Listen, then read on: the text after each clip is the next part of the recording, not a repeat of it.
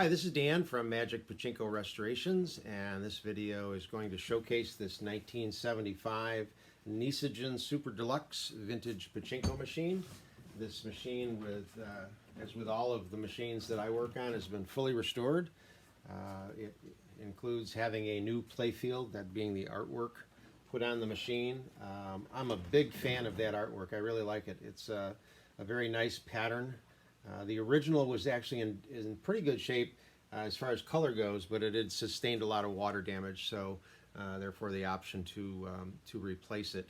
I am one of 4 people that I know of in the country that actually go as far as replacing the artwork. So there's not many of us out there that are going that deep into doing restorations on the machines to take the time to replace the artwork. When you replace the artwork, everything that you see here has to come off the machine. For all intents and purposes, I take the machines completely apart, down to their most tiniest little individual part, because I feel it's necessary to do that to be able to get everything clean and functioning again. So you can see in here that everything is just super clean.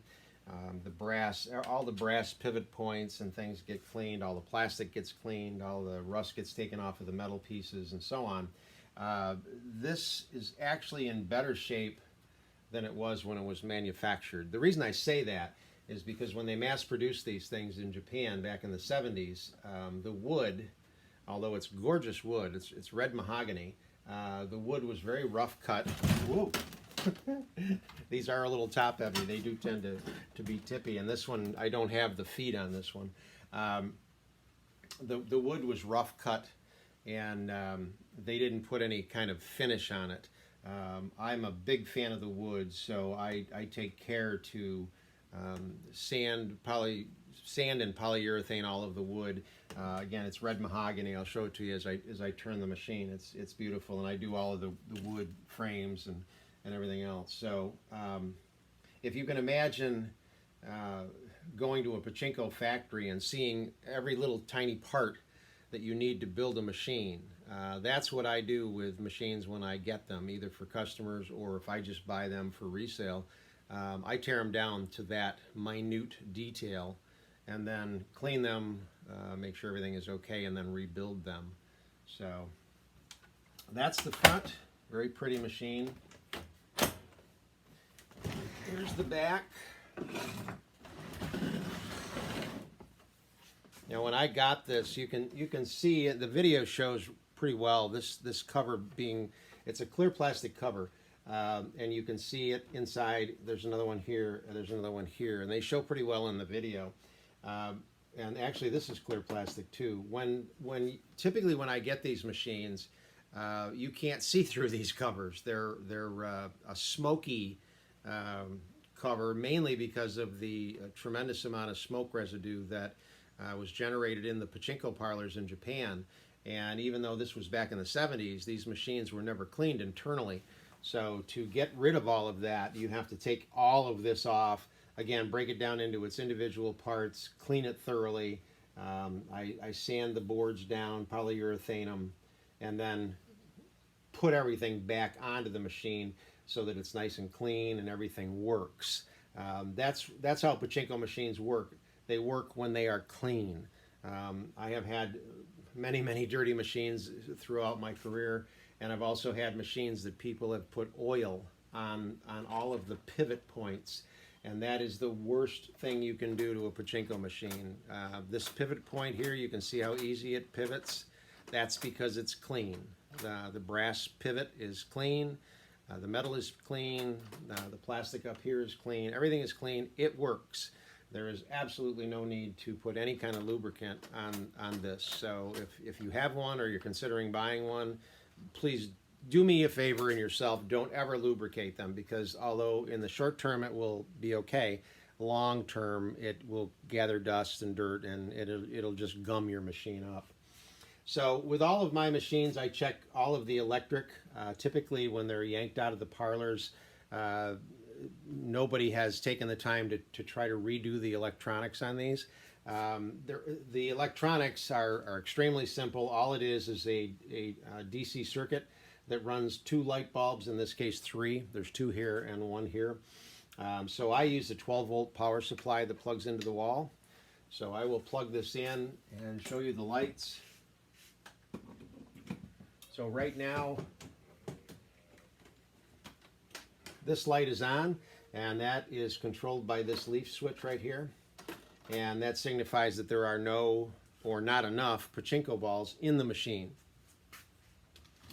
So before you get ready to put pachinko balls in the machine for the first time, you need to check to make sure that the ball dump mechanism is set not to dump the balls. And you do that on this particular machine by just pushing over like that so that this mechanism engages. So what will happen now is the pachinko balls will go into the upper hopper, go down the upper supply into the return, down the lower supply, and then go on either side of the jackpot chamber and stop. If this were open like this, the balls would go down, they would get to this point and then drop down this chute and exit the machine. It's a maintenance feature to clear the balls out of the machine. So when you play, obviously you don't want them all over the floor because that's where they'll end up. You want to make sure that that's latched. There is one other thing that you need to be aware of, and that is the seesaw. On this particular machine, the seesaw is a piece of white plastic. It sits in on the machine on an angle like this, and it seesaws. It tips back and forth. So when you start, you want it up. A winning ball comes into this end, and the weight tips it. The ball exits and goes down this chute. When it hits the end of the jackpot arm, which is here, it pushes down on the jackpot arm. The ball will come down to the bottom here and drop out of the machine. So you need to have something here to catch the ball as they drop out. As it pushes down on the jackpot arm, that arm goes across the machine. It junctions here with this rod. It comes up to here and junctions with this mechanism, and it will activate the jackpot. So it's a C shape, and the arm goes down, this goes up, this goes down. And you notice when I do that, these lights come on. That's the lights that say, hey, you just got to win. Okay, so that's how that all works. So pachinko machines are designed to hold 700 to 1,000 pachinko balls, and you want to have minimally 300. The mistake some people make is trying to play the game with 50 or 100 balls, and it's simply not enough for the machine to operate properly. So you want to take at least 90% of the balls that you own and put them in your upper hopper. Again, making sure this is latched. We'll dump the balls in.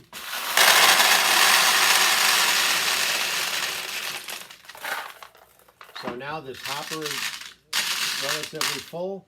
This whole run is full. This run is full, and it's put 14 balls into the jackpot chamber. This weight now is push this down, which lifts up off of this so that light is not on.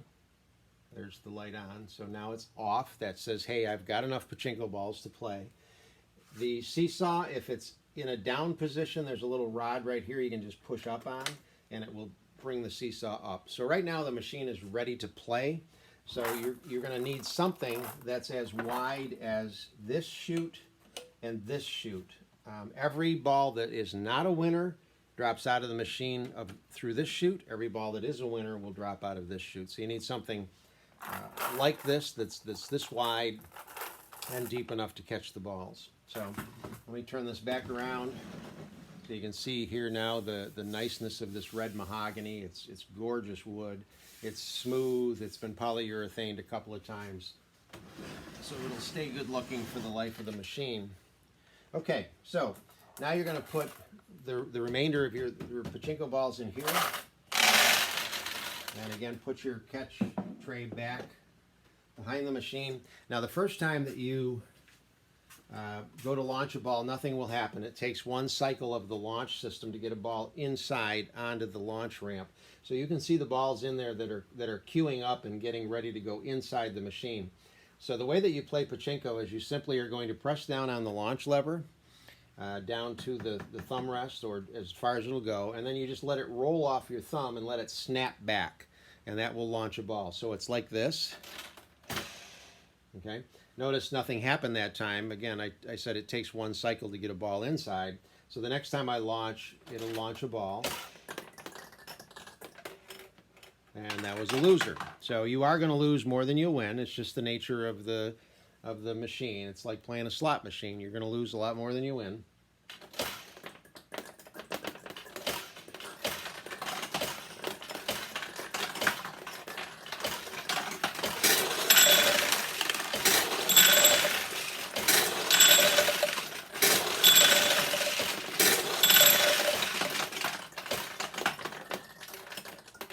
Okay, so we saw a flurry of activity there. And depending on where the balls drop in, the balls can drop inside the machine in a variety of places. These are called tulips. When they are open, it's a much larger target for you to aim at. When they're closed, they're a lot tougher to get in. These are pay pockets. But internally, when you drop balls up in here, it will open these and make them a larger target. So that's the machine. It works great. It's a pretty machine.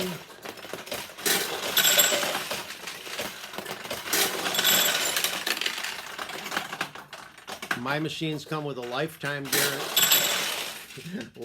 guarantee that they will work. That lifetime, of course, is my lifetime.